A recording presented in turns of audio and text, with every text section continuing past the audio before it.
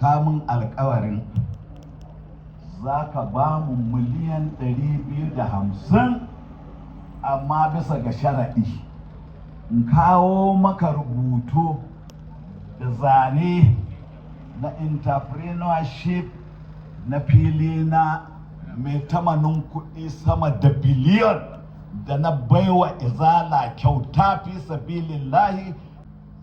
Mataimakin sanata ne Barau Jibrin, deputy senate president ji malayan Nasiru gwanin turanci. Haka ne, Allah ya maka albarka.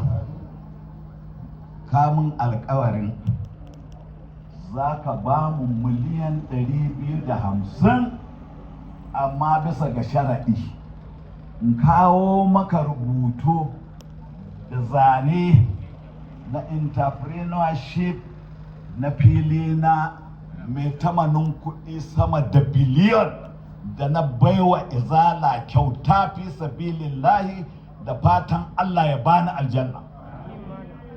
To ban manta ba, na sa su malam Nasiru su sadu da mai girma tsohon minista a nemo min yadda za a zo da zanen in kawo maka. Ba mantawa na yi ba, amma na son tuna maka yanzu 200 miliyan 250 din yanzu ran da ka faɗa